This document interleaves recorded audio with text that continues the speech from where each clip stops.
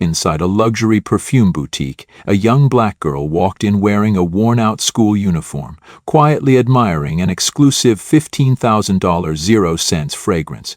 But with just one glance, the store manager, her eyes scanning the girl's skin, the scuffed shoes, and the frayed collar, humiliated her and forced her out.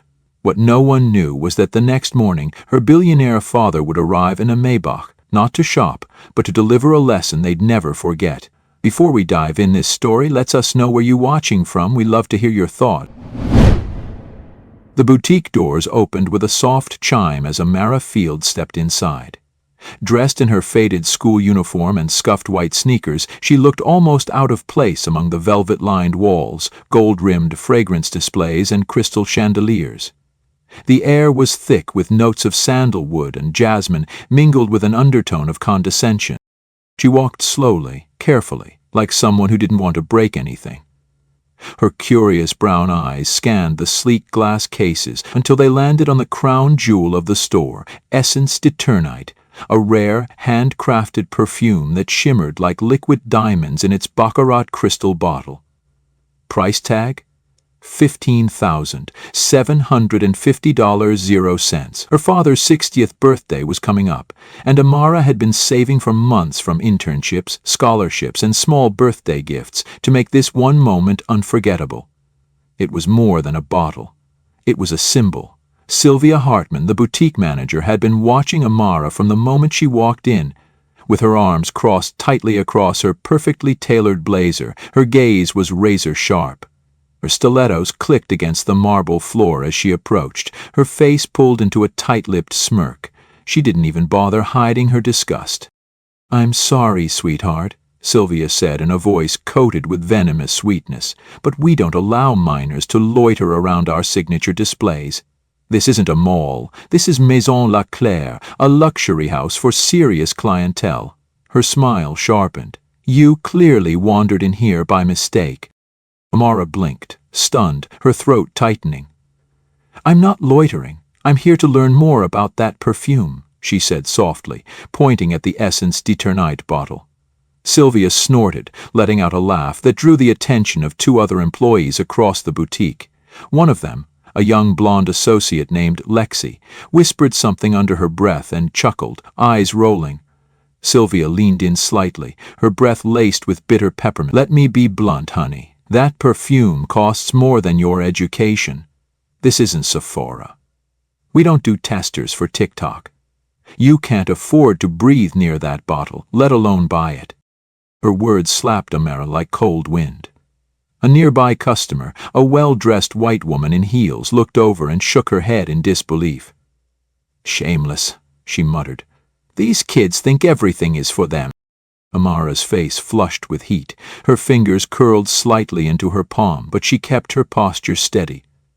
Her father had always taught her that silence, sometimes, could echo louder than shouting. But this silence, this humiliating, suffocating silence, was unbearable. "I just asked for information," Amara said, voice trembling but composed. "I wasn't trying to steal anything." "Oh, please," Sylvia interrupted with a vicious chuckle. "Girls like you? You come in, take a few pictures, pretend to be somebody, then disappear. We've seen the type. Fake luxury, fake nails, fake bags. You don't belong here." That was it. The insult cut deep, not just because it was cruel, but because it was meant to diminish her, to reduce her to a stereotype. Black, young, female, poor. Amara didn't speak again. She simply looked Sylvia in the eyes, deep, unwavering, and nodded, not in defeat but in promise. Then she turned around and walked out slowly, the backs of her sneakers whispering against the boutique's spotless floor. Behind her, Sylvia muttered loud enough for others to hear. They should really put up a sign outside. No hoodrats beyond this point. No one stopped her. No one corrected her. The store remained serene. And Amara stepped into the sunlight, her heart pounding, her pride bruised, but something fierce was quietly growing inside her. Something the boutique manager could never understand. This wasn't the end. This was just the beginning. The next morning, the sun climbed over Beverly Hills with a golden brilliance that kissed every window pane along Rodeo Drive. Maison Leclerc opened its ornate doors at precisely 10 a.m., the boutique already buzzing with well-heeled patrons and staff preparing another day of curated luxury. Sylvia Hartman, the boutique manager, stood by the counter with a fresh espresso in hand, her posture perfect, her mood smug. Yesterday's incident had already faded into the back of her mind, just another unruly distraction dealt with swiftly and efficiently, just the way she liked it. But outside, the atmosphere was shifting. A low hum reverberated down the street, growing steadily louder. Heads turned as a sleek black Maybach with tinted windows and custom chrome trim glided silently to a stop directly in front of Maison Leclerc. Its presence alone drew stares. The engine purred like restrained thunder. The door opened slowly, deliberately, as if time itself was adjusting to the gravity of the moment. Jonathan Fields stepped out. Impeccably dressed in a charcoal three-piece suit, subtle yet impossibly tailored, the man exuded calm authority with every step. His skin gleamed rich under the sun, his salt and pepper beard finely trimmed, and his deep-set eyes scanned the storefront with a quiet intensity. He didn't smile, he didn't rush, he simply walked with the kind of stillness that made people instinctively move out of the way. Jonathan Fields was not a celebrity. He didn't need to be. He was a name whispered across boardrooms, tech summits, and Forbes headlines, the founder and CEO of Fields LifeTech, a biotech empire that revolutionized healthcare diagnostics. And right now his attention was fixed on a single destination. Sylvia noticed the car. She set her espresso down, straightened her blazer, and stepped forward to greet the guest. Beside her, Lexi smoothed her skirt, preparing her brightest customer service smile. The boutique's doors opened automatically, and Sylvia began with her most polished voice. "Good morning, sir. Welcome to Maison Leclerc. May I help?" Jonathan held up a hand, not rudely but firmly. The gesture froze her mid-sentence.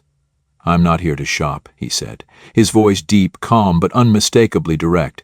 "I'm here because someone very important to me walked into this store yesterday and was publicly humiliated." Sylvia blinked. Her brain scrambled to piece together his meaning, but she was still smiling, still on autopilot. "I'm terribly sorry, sir. If there was a misunderstanding, we'd be happy to assist you." "There was no misunderstanding," Jonathan said. "Only prejudice." The room shifted. A subtle, chilling quiet fell over the boutique. Even the music playing softly through the speakers seemed to dull. Customers paused. Staff stood still. "My daughter," Jonathan continued, eyes fixed on Sylvia. "Amara Fields, 17. She came here yesterday, interested in a perfume, and she was mocked, dismissed, called things I won't repeat. I don't care about excuses, I care about truth." Sylvia's face drained of color, her lips parted, but no sound came. She knew. The name was all it took. Amara. The girl in the school uniform, the one she had told to leave, the one she called a hood rat. Behind her, Lexi took a small step back. I didn't know she was your daughter," Sylvia stammered. "Had I known?" Jonathan's tone sharpened, his eyes narrowing just slightly. "And if she wasn't? If she were just another young black girl walking in off the street, would that have made it acceptable?" Sylvia faltered, mouth open, breath caught in her throat. Her silence answered for her. Jonathan took a single step forward. "Let me make something very clear. This isn't about who my daughter is. It's about who you are and what this boutique has chosen to represent." Everyone in the store watched silently, caught in the gravity of the confrontation. Jonathan turned slightly, as if to survey the space, but his voice still carried the weight of thunder. "I didn't come here to yell. I came here to make sure what happened yesterday never happens again. Not to my daughter. Not to anyone." And with that he turned his gaze back to Sylvia, who stood frozen, stripped of her pretense and polish. Her authority, so absolute just 24 hours ago, now felt like a mask that had slipped off her face. What Jonathan Fields had just ignited wasn't merely a father's outrage. It was the spark of reckoning. Outside, the Maybach sat in the sunlight like a silent witness, Inside, the boutique braced for what would come next, because this wasn't just about a bottle of perfume anymore. This was about power, dignity, and consequence. And Sylvia Hartman had no idea that the price of yesterday's arrogance was about to be paid in full. The silence that settled over Maison Leclerc was thick, suffocating.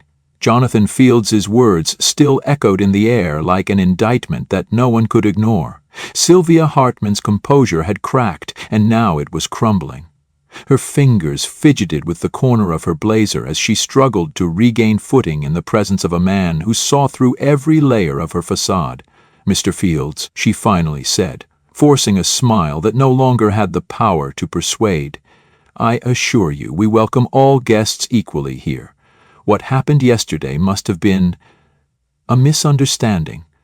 But her voice was tight, brittle, and every word sounded like a lie dressed in luxury. Jonathan didn't flinch. "Do you truly believe that?" he asked quietly, almost softly, but with an edge that cut deeper than a shout. "Because from what I've heard, my daughter was ridiculed, profiled, and degraded in full view of your staff. Not one person stood up. No one corrected it. That's not a misunderstanding, Miss Hartman. That's culture." Sylvia opened her mouth again, but before she could spin another excuse, a new voice entered the conversation. "He's telling the truth." The words came from the side, quiet at first, but firm. All heads turned toward a young associate standing near the display table. Derek Chen. He had been silent all morning, watching everything unfold with growing tension in his chest. Now the weight was too much. "I saw what happened," he continued, stepping forward. "Yesterday, Ms. Hartman didn't just dismiss Amara, she insulted her. Loudly, publicly. She called her a hoodrat and laughed with Lexi about her being a fake customer." Sylvia's head snapped toward Derek, eyes wide with disbelief. "Derek, don't—" But he cut her off. "I'm done pretending," he said, more loudly this time. "I stayed quiet yesterday and it made me sick. That girl deserved basic respect. She asked a question, that's all, and we humiliated her." His voice trembled. Not from fear, but from the rush of finally speaking truth to power. It wasn't just wrong, it was disgusting. Gasps flickered through the boutique, customers now fully tuned into the confrontation, some exchanging looks of discomfort, others with expressions of quiet agreement. Jonathan looked at Derek, nodding once, not just in gratitude, but in acknowledgement. "Thank you," he said simply. "It takes integrity to stand when it's inconvenient." Derek lowered his head slightly, his chest tight with a mix of relief and fear. He knew the consequences of challenging someone like Sylvia, but he also knew the cost of silence. Jonathan turned back to her now, his voice colder than before. "You see, Ms. Hartman, this wasn't about a customer who didn't look the part. This was about a system you've built here, where appearance is the gatekeeper and humanity is optional." Sylvia tried again, her voice shaking now. "Mr. Fields, if we had known who she was, if she had just introduced herself properly—" Jonathan's tone turned deadly. "You mean if she had dressed the part? If she had come in with designer shoes and a white face, you would have offered champagne instead of humiliation? Don't insult my intelligence." Sylvia's mouth clamped shut. The truth had arrived like a thunderstorm, and there was no umbrella that could shield her anymore. A slow, deliberate silence filled the boutique again, as Jonathan's next words landed like a gavel. "My daughter didn't need to prove her worth to you. You needed to prove your decency to her, and you failed." Sylvia stood frozen, her breath shallow, her cheeks flushed. Around her, staff looked away. Even Lexi slipped quietly into the back room, too ashamed to face what she had been part of. Then, with careful calm, Jonathan said, "This boutique may smell like jasmine and cashmere, but what happened here yesterday stinks of something foul, and I won't let it slide." He stepped back slightly, surveying the space one final time. His gaze moved from Sylvia to Derek, then to the luxury displays surrounding them all. "There are consequences," he said, "and you'll come to understand them very soon." With that, Jonathan Fields turned and began walking toward the door, leaving behind a boutique draped not in silence, but in shame. Sylvia Hartman stood paralyzed in the center of the floor, her carefully curated world shattering with every step he took away. But this was far from over, because what awaited Sylvia next wasn't a press release or a public apology. It was a reckoning that would strip away every layer of luxury until she came face to face with what she truly was. 2 days passed in uneasy quiet. Maison Leclerc resumed its operations, but the air inside was heavier, quieter. Every perfume bottle gleamed a little less. Every greeting from staff carried an undertone of hesitation. The boutique's pristine polish could not erase what had taken place. And then a letter arrived, not through legal channels, not through media exposure, but directly from the office of Jonathan Fields. It wasn't a lawsuit, it was a mandate. Sylvia Hartman unfolded the envelope with trembling fingers inside the boutique's back office. Her eyes scanned the letter, reading the simple but uncompromising terms. Both she and boutique director Martha Loring were to report to Fields Hope Center the following Monday, where they would serve as full-time volunteers for 2 weeks, supporting underprivileged girls, mostly Black and Latina, who had experienced discrimination, neglect, and poverty. The letter ended with one final line: "Understanding cannot be taught from a distance." Monday arrived with piercing clarity. The sun was bright, but Sylvia's mood was anything but. She stood at the entrance of the modest center, dressed in an all-beige designer outfit that looked absurdly out of place. Beside her, Martha Loring, stiffer and colder than usual, checked her watch impatiently. A warm voice greeted them. "Good morning. You must be the guest Mr. Fields mentioned." Linda Harris, the program director, smiled sincerely, her eyes kind but discerning. "Welcome to Fields Hope Center. I trust you're ready to begin?" Sylvia forced a smile that looked more like a grimace. "We were told this was mandatory," she said flatly. "Let's just get on with it." Linda didn't flinch. "You're not here to be punished," she replied calmly. "You're here to observe, to listen, to help." The hours crawled. Sylvia was assigned to the study corner, helping girls with reading and homework. But she barely engaged. Her voice stayed clipped, her tone sterile. At lunch prep, she refused to touch ingredients, muttering to herself, "This is ridiculous. I didn't come here to wash vegetables." In truth, she wasn't angry at the work. She was angry at being stripped of control, stripped of her armor of prestige. The girls weren't rude. They weren't even curious about her. They simply carried on, laughing, drawing, sharing stories. Their joy had no need for validation. That unsettled Sylvia more than she admitted. Then came Jamila, a 19-year-old girl with radiant eyes and tightly coiled hair. Jamila greeted Sylvia without judgment. "You look like someone who never eats peanut butter sandwiches," she teased gently. Sylvia blinked, unsure how to respond. "I don't," she muttered. "Didn't think so," Jamila said with a smile. "But you might like it with bananas." That afternoon, Sylvia sat near the bookshelf, watching Jamila help a younger girl fix a broken zipper on her backpack. She listened as Jamila recounted how she once slept in bus stations with her little sister until Fields Hope helped them find shelter. "People saw my face and thought trouble," Jamila said without bitterness. "But Mr. Fields saw someone who just needed a shot." Sylvia didn't say a word. Her gaze lowered to her manicured hands, clasped tightly in her lap. She didn't understand why her chest suddenly felt heavy. She had seen poverty before, on TV, in reports, but never like this. Never with a name, never with a voice. By the end of the 4th day, something inside her had begun to erode. The barrier she held so tightly, the invisible wall of class, status, skin color, had a crack, a hairline fracture, but real.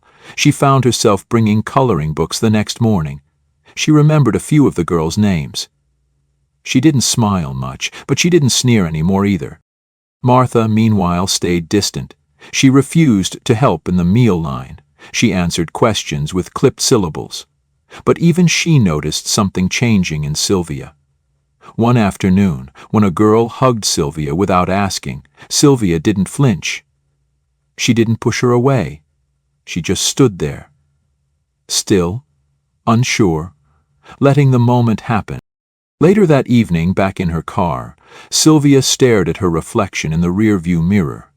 Her lipstick was slightly smudged. Her blouse had a faint stain from peanut butter. For the first time in her life, she didn't care. What echoed in her mind wasn't the sound of sales targets or perfume trivia. It was Jamila's voice, light but powerful. "We don't need your pity, just your respect." That sentence lingered longer than it should have, and Sylvia Hartman was beginning to realize, maybe for the first time, what it meant to earn that word. Respect. But the reckoning wasn't over yet, because the gala was approaching, and Amara Fields would be there.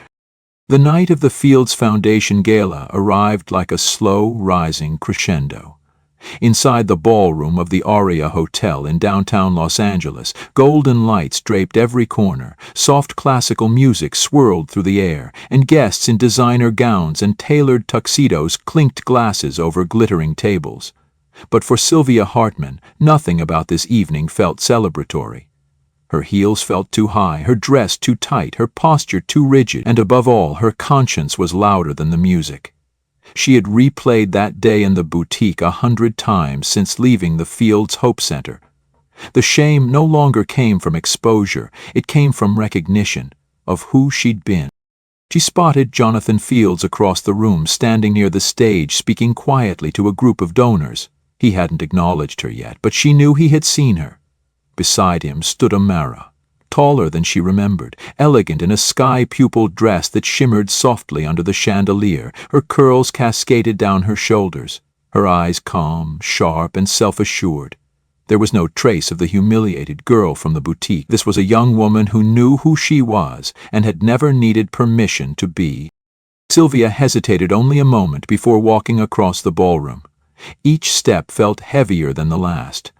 When she finally stood before Amara, the hum of the crowd seemed to fade. "Amara," Sylvia said, her voice soft but steady. "May I speak with you for a moment?" Amara looked at her, her expression unreadable. Then, slowly, she nodded. Sylvia took a breath, searching for the words. "I came here tonight because I owe you something far more than just an apology," she began. "I was wrong. Not just in how I treated you, but in how I saw you. I let prejudice, pride, and ignorance dictate my behavior. I humiliated you because I assumed I was better. I wasn't. That day I failed to recognize your dignity, and more importantly, I failed to uphold my own." Amara didn't respond right away. Her gaze was clear, unwavering. Sylvia continued, her voice cracking just slightly. "I can't take back what I said to you. But I can tell you this. Working at Fields Hope Center, meeting girls who faced far more than I ever have, made me understand how blind I've been. And you opened that door. You didn't deserve what happened, and I am truly sorry." There was a pause, a long one. Then Amara spoke, her voice calm, measured, and steady. "Thank you for saying that," she said. "But what matters most to me isn't an apology. It's what you do after. Words fade, actions echo." Sylvia nodded slowly, humbled. "I understand. That's why I've asked to remain involved with the center, not for optics, not to save face, but because I need to continue learning and giving and earning what I never deserved to take for granted."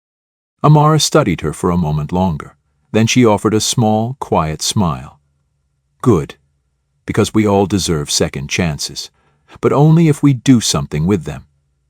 The two stood there in silence, not as enemies or symbols, but as two women on opposite ends of the same lesson, one still learning, one still healing.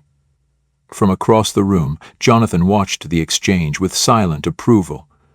He didn't need to. The message was already being carried further than words could reach. Later that evening, as Jonathan took the stage and announced a new expansion of Fields Hope Center, his speech ended not with statistics or promises, but with a quiet reminder. The cost of prejudice is not just personal, it is generational. But the power of change, when it's real, can alter everything. And as the crowd erupted in applause, Sylvia Hartman remained seated, eyes damp, hands clasped in her lap, not out of guilt, but in gratitude, because this wasn't the end of her story. It was the first day she truly understood what it meant to begin again.